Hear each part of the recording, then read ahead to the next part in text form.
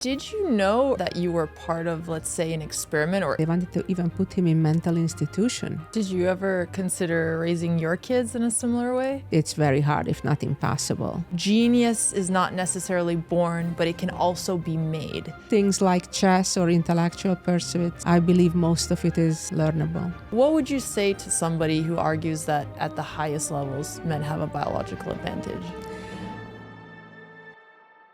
Susan Polgar is the first woman to ever earn the chess grandmaster title. Her dad, Laszlo Polgar, conducted the famous Polgar experiment to prove that geniuses are made, not born. He homeschooled his 3 daughters intensively in chess from a young age to prove this theory. At the time, most people thought women were incapable of becoming grandmasters. Women make bad chess players? Oh, they're terrible chess players. I could give every one of them a knight and still win easily. All 3 girls became chess prodigies. Susan's sister, Judith, became the strongest female chess player in history, and at her peak was the 8th strongest player in the world. Susan, I'm so happy that you're here. Obviously, I really looked up to you growing up. I came to play in all of your chess camps, so it was really an honor to have you here. Hi, Alexandra. It's lovely to be here, and it's so heartwarming for me. I remember you as a little girl with your dad came to my first tournament, and how it came full circle, and now you became successful, and here I am. Oh, pleasure to be here. Thank you so much. And I know that you also recently launched your memoir, The Rebel Queen. It is coming out March 11th. Today we're going to talk a little bit about Susan, how she grew up, her chess history, her life, and I'll try not to give it all away so that you guys actually check out the book as well. Thank you. So something that was actually interesting is that when I grew up playing chess, my dad really looked up to your dad, because your dad was the person who radicalized the idea that genius is not necessarily born, but it can also be made.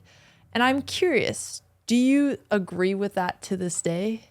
I think to a large degree, absolutely yes. And my father was really a visionary, ahead of his time, when they attacked him a lot about it. Mm-hmm. At one point, they wanted to even put him in mental institution, thinking that how can somebody say something insane like that? I really admire him, and I'm thankful to him that he stood his ground and he said, I believe so, and I'm going to prove it, and the rest is history. His 3 daughters kind of prove his theory. So, to answer your question, I do believe in it. And the main thing is to have the passion. Mm-hmm. And it takes a lot of sacrifice, a lot of hard work. Because I remember my parents didn't go to restaurants, didn't go to movies, didn't have time for friends. They gave their all to me. And it's interesting that you say that, because I think one of the big misconceptions when people hear the Polgar experiment is that your dad forced you and your sisters to have to play chess. Whereas, as you learn in the book, you actually were naturally drawn to chess, right? So like part of creating genius from your dad's hypothesis is that there had to be real desire, right? He made you pick between math and chess. Well, that's his genius, I would say, in addition to being a visionary, that he knew how to make chess fun. What's special about his theory is he believes that if I would have found, a violin or, something different other than chess, I could have had similar level success. And that's what people couldn't believe, because at the time especially, and to some degree even today, people believe that people are born with specific talents for something in particular, like chess in my case, let's say. And he completely refuses that theory. Of course, maybe for some physical endeavors like basketball, it helps if you have the height, right? Or something like that. But for a lot of things like chess or intellectual pursuits, I believe most of it is learnable. Did you know early on that you were part of, let's say, an experiment or even any of your father's hypotheses? Actually, I learned about it quite early on. How old were you? And that's because when I had my first serious competition locally, I played a girls' basically elementary school championship in Budapest and ended up winning as a 4-year-old with a perfect 10-0 score. So that kind of launched my career, looking back at it, winning all the games, and I'm playing girls almost 3 times my age. And because of it, I got a lot of media attention. And because of it, I was witnessing or hearing, listening how my father describes his theories to the media. So that was the first time you realized. Basically, because, I was considered a wunderkind, Right. Something unusual, something special. And how did it make you feel to know that your dad had intentionally decided to make you into a genius? I didn't think much of it. For me, as a little girl, as a 4 or 5 year old, it was just a game. It was just fun. It was a reason to get out of the house and meet people and go to interesting places. And I really, really enjoyed the chess club and chess tournaments and the whole ambiance of the competition aspect and the whole journey. I actually really related to that part of the book when reading, because I know you went to your first tournament, and I know the first tournament you won was a girls only tournament. And I had sort of a similar experience where I won the girls 10 and under when I was 8. And obviously later on you go to talk about how you needed to compete against the men because you needed stronger fields. But one of the things that your dad did really well is he found this balance of making it challenging, but also feeling like you're improving enough. And having those girls only tournament made you, I guess, feel special, which for me it did as well. And I think that's the reason why I continue to play, because I felt like I was good at something. How important is having a big win like that early on? I think it's certainly very helpful, but his rule of thumb was that he was telling me every day or occasionally reminding me of it, that Susan, every night when you go to sleep, you need to have the sense that you know a little more today than you knew the day before. And if you keep doing that, eventually it will accumulate and results will come. So he engraved in me the belief that hard work will have its fruits. And I think that was really the key, that no, I didn't win every game all the time in every tournament. Yes, I had setbacks. Yes, I had painful losses as a little child as well as later on in my career. But nevertheless, having that thought, that belief, that even if there is temporary setback, the results will come. Why? Because it's pure and simple. If you work hard and harder than your rivals, results must come, because the result doesn't come just out of nowhere. It comes because of your work. What do you think was the thing that he got the most right about his teaching methods? I think it's to give me the self-confidence that despite so many people telling me that, oh, chess is not for girls, you should play with dolls, there is no way a girl could ever be a grandmaster, that to put it in perspective and to put all the noise aside and focus what's in your control and just keep working hard. Doesn't matter who says what. You believe in what we believe in, what's the right thing to do, and eventually we'll persevere. And because your dad instilled those ideals in you, did you ever truly question whether you could be good at the game just because of your gender? No, absolutely not. And I think that's really the most important thing, that he made me believe, genuinely believe that, why would women be inferior to men? My dad actually did the same thing for me, which is why it was interesting, because I didn't even realize that people had this notion that women are not as good as men until I got older in my teens and I started hearing people joking about it. But I think up until I was 13, that thought had never even crossed my mind. Well, you're lucky. You're younger than me, and also you grew up in America or Canada, where it's more kind of forward thinking in a way. Oh, than 100%. To be clear, I know that I'm only able to have such an experience because of the generations before that were willing to fight for it, and also because of how lucky I was to have a dad who pushed these things on me since I was young. So I am very grateful for that, and I know that if that had been earlier, it would have been a lot harder. Yeah. So don't want to knock Your dad that at is all. great, of course. I know him, and he's a wonderful guy. I saw him throughout the last 2 decades, I would say, throughout my foundation's tournaments. And he was always there, ready to give a helping hand and not just supporting you and later Andrea, but he's wonderful. Yeah, I kept reflecting on myself as I read this book. And sort of a realization that I had is that when I grew up playing chess, I liked the game, but I don't think I ever had that intense passion about it.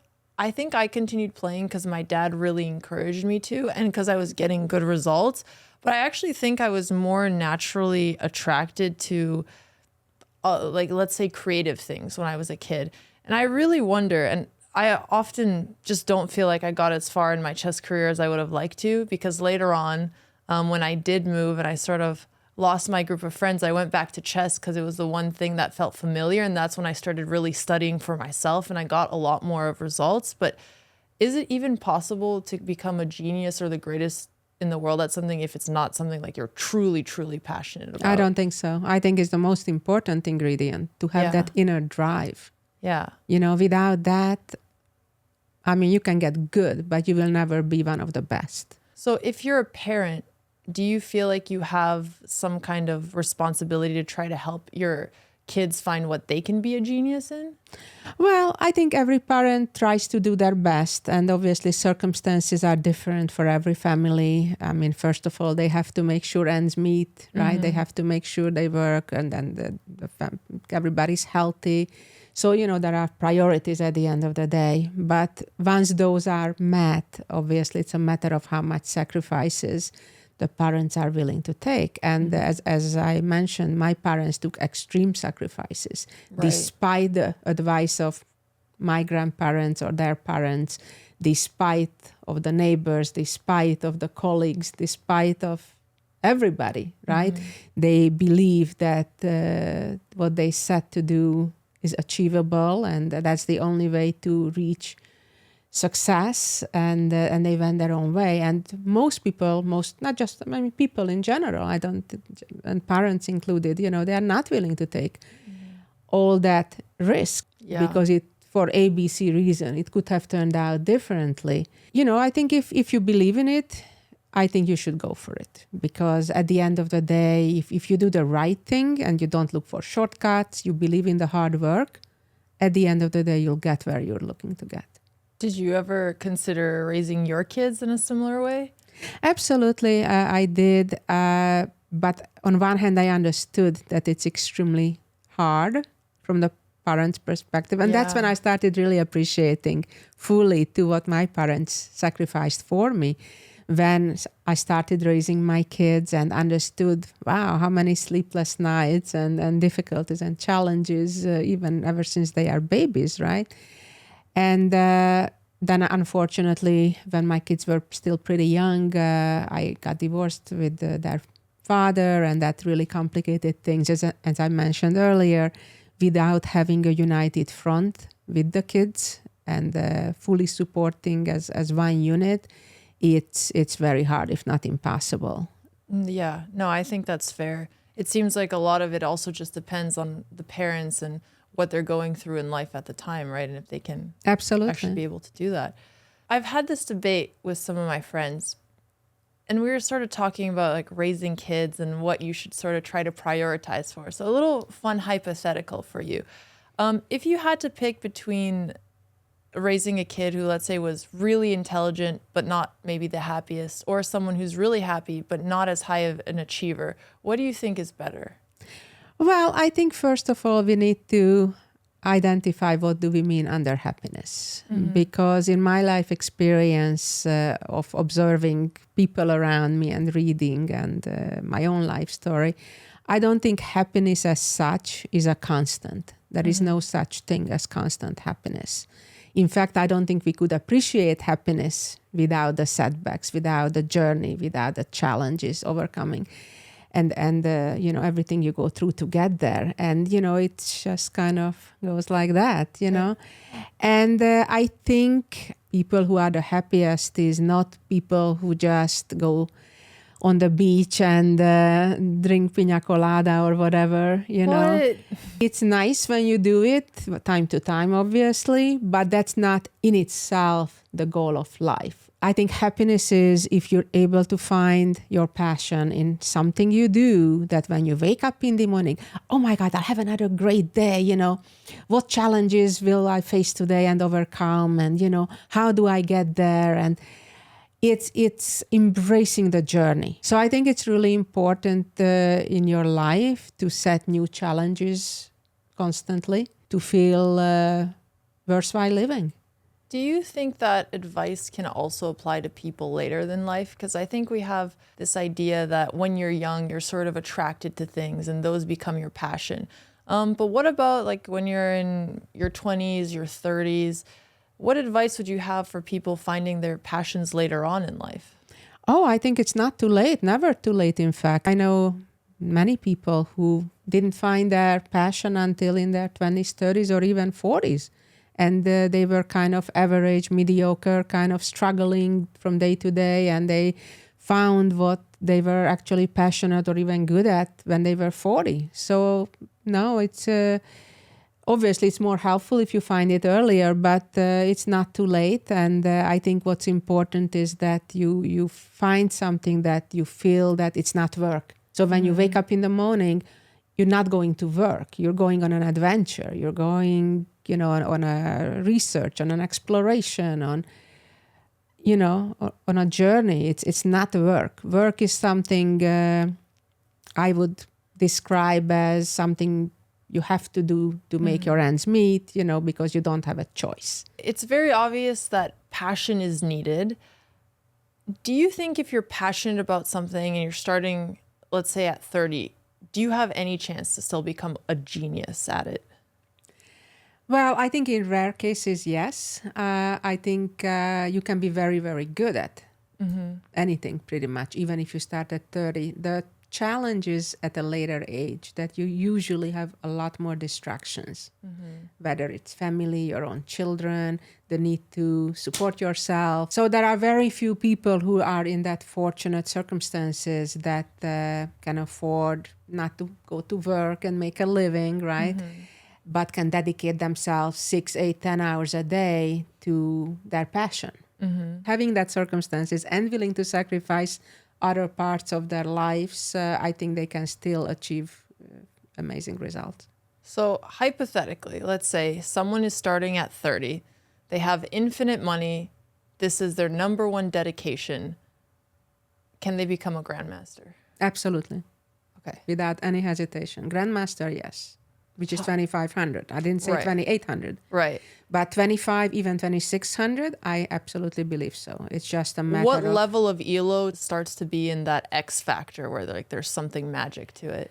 Well, it used to be 2,600 in my days. Right. Then you had to be, you know, with 2,600, you were a top 10 player. Today, it's maybe, I would say, 2,750, 2,800, you know. Do you think the ratings have actually gotten stronger? Do you think there's some inflation? What explains it? Are people just getting so much better at chess because now we have access to computers? Well, it's both. There is a lot more people who play chess and a lot more people who take chess seriously. There is, of course, the internet and the software that make people be more knowledgeable. They have access to more information. They can learn quicker because of the technology. So I think all those things combined. But there is definitely an inflation in rating in the sense that, you know, for top 10 player, you have to be like, I think, 2,750 plus. Speaking of competitive chess, one of the most common questions I always get asked, and I know you do as well, and you kind of illustrate it throughout your book, but why aren't there more women in chess? And I want to specify in 2025, because I think in your generation it was even harder. But why are there not as many women in chess nowadays? Well, I think we came a long way. When I started out, basically over 50 years ago at this point, it was even a lot harder. But even today, I think there is still a social stigma that chess is not a girly thing to do per se. You know, girls supposed to dance and do music and art. Actually, in elementary school and middle school and high school, I was so embarrassed that I was a chess player because it's back in the day when being a nerd was actually not cool because you truly get bullied in school. And I kept it a secret, and it was my biggest secret throughout all those years because I was so afraid of getting ostracized. Actually, it starts even before that. It starts within the family. That in many families, and of course there are plenty of exceptions, but not enough, I guess, they question that what is a girl doing playing chess? So that's where it starts. So I think we lose a lot of potential already starting within the family. So let's say, like in my case, my parents were strong enough, and they also had actually internal opposition within the family. That, oh, why poor Susan, she should be playing with dolls. And They were well-intentioned too. Exactly, Yeah. exactly. And it's not that they mean badly. They think they are protecting the child, right? So that's where it starts. So let's say the parents are strong enough in letting the girl start playing chess. Then comes the school, right? First grade. The girl goes to school, and as you said in your own example, right, you have that fear of being looked at the weird one, the nerd, right? And most girls give in to that. But then comes the chess society themselves. It's still girls hear all the time that, oh, she's only a girl, you'll have an easy game. They will never be a grandmaster. They are starting hitting on the girls, and many of the girls don't want to deal with it. They may want to have a boyfriend, but not being hit by 20 different guys that they don't care for. And a lot of girls and women don't feel comfortable with that and give up. So there are very few who persevere that I love chess so much that despite ABC, I'm still willing to put up with it. I'm trying to, ignore it or overcome it, and I'm still going to pursue it. And then there is, of course, the financial extra challenge that girls have. Like, for example, I remember when I was a teenager, it was very normal that a coach would go with one of the guy students to a tournament. They share a room, no big deal. There are, even today, there aren't too many competent female chess coaches, especially at higher levels, right? So therefore, if you have a male coach, as most aspiring serious female players would, like master IM level already, they would have a male coach. And it's usually unacceptable for most parents that, let's say, a 13, 15-year-old girl would just go with a coach and stay in the same room. So boom, right there, it doubles the hotel cost. And so even practical things like that, it's just a lot more challenging for girls. And I think, therefore, we have a lot less girls playing, and to some degree, it will always stay like that for those reasons. And then, not to mention the other reasons that for women, it's harder to have as long of a career without sacrificing on the family side. Which is something I want to ask about later, absolutely. If we controlled for, let's say, societal and cultural expectations, do you think even just in terms of interest getting into the game, it would be pretty equal between men and women who want to start playing chess? I think it's close. I know, actually, it's kind of interesting because I was teaching for a year in Harlem back in around, when was that? 1996, 97, something like that, after I became world champion. And it was a group of kids, I think they were 4th, 5th graders or so, that knew nothing about chess. Like literally started from scratch. And I felt that there was pretty much just as much interest from the girls as from the boys. So I think maybe 60-40 for the boys, but very close. In general, there is no issue as such. I think the problem is more of the issues I outlined with your last question. And one more question that I always get asked a lot with people who are usually trying to show me that I'm wrong. They always say that, men at the highest level will always have a biological advantage.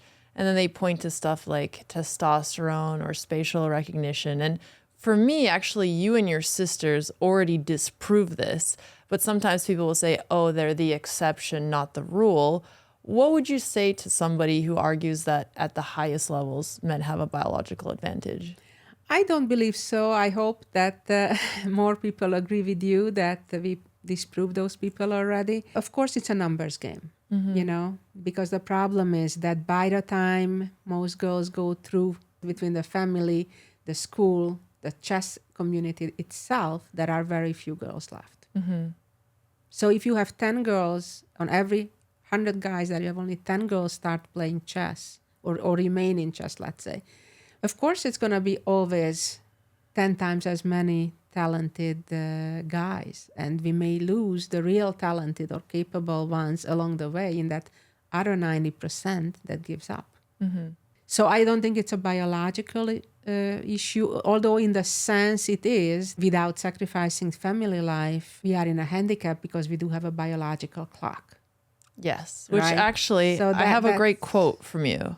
In the summer of 1998, I finally became pregnant. In many ways, it made everything very simple. All of a sudden, championship titles, playing venues, prize funds seemed less important. I had one job above all others, and nothing else even came close. It doesn't seem possible to play at the highest levels and balance having a family. Well, I mean, it's a biological fact that Yeah. it's women who carry children, babies, right? So we will never go around that. And it's a beautiful thing. I think it completes a woman's life to experience being pregnant and give birth and nurse and raise the child. So even if it's temporarily for a year or two until you go through that phase of your life, and that's per child, right? You are in a handicap. And Judith is actually an even better example of that in the sense that she came back after having her first child. I actually Googled, I wanted to see when she had her first child and when she retired to make sure that they weren't too close to each other. Actually, she reached her peak after she had her first child. And actually, probably I reached my peak also when I came back. And do you think being a mom can actually make you better at competitive things? I think so, in a way that, yes, it takes off the pressure, some of the pressure. I think as a mother, it's completes a woman's life. But with that said, I think nevertheless, even if you take out a year or two, it's a long time that guys don't have to do it. I've yet to find a chess grandmaster that, gave up tournaments, let's say, just because he became a father. Right. And, I lost my world championship title, that basically I earned in 96. And then it was a 2-year cycle at the time, and FIDE failed to organize it timely. And therefore I decided, okay, I'm not going to put my because they were going to host hold. it too soon after you gave birth, right? Well, but that's because they didn't do it timely. Yeah. I was waiting, and because they didn't do it timely, I said, okay, I'm not just going to sit around and wait. And by the time they got sponsorship and decided to actually do the match like a year later than they supposed to, I was pregnant. And then when I asked for a delay, they didn't give it to me, which is ironic because they let Galyamova play instead of me. They actually did give them from supposed to be in April, and they played in July. And that's exactly what I asked for. So they took my title away, and then they let a world championship match happen exactly what I asked for, to give me that time to recover from childbirth. Honestly, this hits very home for me because I am turning 30 in September. I'm not married. I don't have kids, and I'm starting to extremely heavily feel the societal pressures. And I'm pretty happy with where I've gotten so far in my career, but I'm still really ambitious and have so many big goals. And it's starting to get to the point where the two of them are fighting because I know the types of things I need to prioritize. And I've started seeing my male friends who are the same age as me, and like they don't have any of these pressures. They don't have any of this timeline. It does not stress them out. And now I feel like I have to prioritize finding my partner, starting a family, while also having these extremely ambitious competitive goals where I think up until like maybe last year of my life, it was always like success above everything else. And I'm like, oh God, but you're also a female, you're turning 30, freeze those eggs, it's time. And it's extremely stressful. I don't know. Do you have any advice? Does it get better? Well, I think it's very individual, but My just kind of big sisterly advice, let's say, would be that if you feel that pressure and if it's on your mind, it's probably you're ready for it. And again, it shouldn't be because of outside pressure, but it's the biological clock ticking. But I think it's really important, though, to find the right partner. Yes. Because a right partner can lift you up, both personally and professionally. And I was really fortunate to find Paul in helping me in that way. But I also seen plenty of examples when it can really pull you down. So before you even think about children or a child, make sure you have the right partner to have it with. This is how I've really been thinking important. about things. I tend to be someone who I prefer being in relationships, and I've had, several year-long relationships, and there are people who I'm really glad that we were able to spend the time together, but realized they weren't my life partner. So that's something that I've become very aware for, and like actively very open to finding that person. But yeah, it's not really something you can force. And I think sometimes it stresses me out because I just see all of these, I think I call it brain rot when I sometimes open Twitter and it talks about how women expire at 30 and like you should never date a woman who's 30 because that means something must be wrong with her. But in my head, I've said, you know what? I know that's not true about me. Life partner is the most important decision I'm going to make. I'd rather wait and do it later in life. Absolutely. Than try to rush into things because of the pressure. Yeah. I mean, definitely. So I think it makes your life complete and happy, It's nice to wake up next to somebody who respects you and loves you and, hugs you and kisses you goodnight at night. Yeah, that sounds really nice. It's, I think that those are the moments of happiness, right? And you have somebody to cook for. Alice, I don't think it's cooking like that. Or, and eventually have a child together as a result of your love, that those are beautiful things. And the success and career, of course, are important. And I think for what you're doing, I think you'll be even better at it because you have a fuller outlook on life. That's what I tell myself. Like, No, I that's really what I believe. needed the time to become the full person I am today to even be ready to take that step in the future. Yeah. Don't be afraid. Well, speaking of Paul, so Paul is your current husband, and I obviously have known the two of you for quite some time, but I never had heard your love story. And I actually teared up while reading it yesterday. It was so sweet. I'll read one paragraph from it that doesn't give it all away. And this is what you wrote about Paul before you guys had confessed feelings to each other. I had never been so close to anybody who wasn't my own blood, but he was more than my best friend. I saw him as my knight in shining armor, not just because what he had done in Spain, but because of the way he had swept into my life without warning and made me feel safe and appreciated. He was the one person other than my boys who I never got tired of being around. It was so beautiful, and it did make me think that, you weren't even expecting to find him later in your life. You guys had been friends for a while. Do you believe love is about finding the right person, or is it more about timing and choice? Well, we were very fortunate that we knew each other for a long time, and we built that trust and respect and loyalty. Those three things are the three most important things. As much as we had a great relationship, it doesn't come without ups and downs. So don't expect a fairy tale in life, because then you set yourself up for failure. You go through challenges together, and at times you debate or argue even about things. You may disagree, but the love that we have for each other makes us feel invincible, or being able to overcome everything. What would be your top advice for having a successful marriage? Talk things out.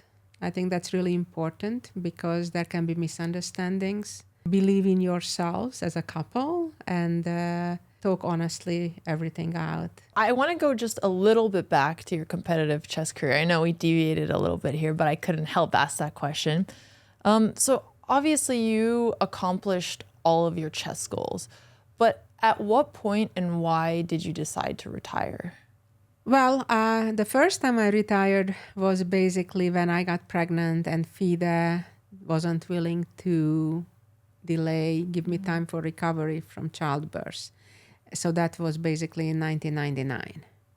And then I came out of retirement in 2004 for the 2004 Chess Olympiad. So that was an interesting story, which I write about in the book as well.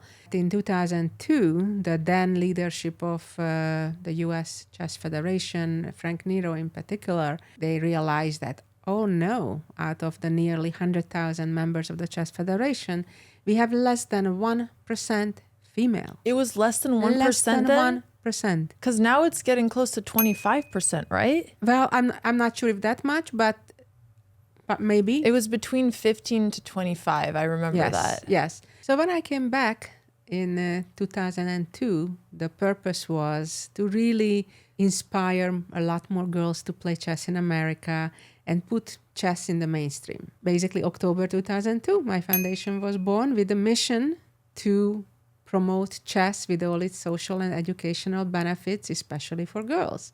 And I remember because I ended up going to a lot of the events that the organization put on. Exactly. So I changed my focus from being a player because I felt I really accomplished everything I wanted to, despite all the roadblocks and the challenges that I had to overcome.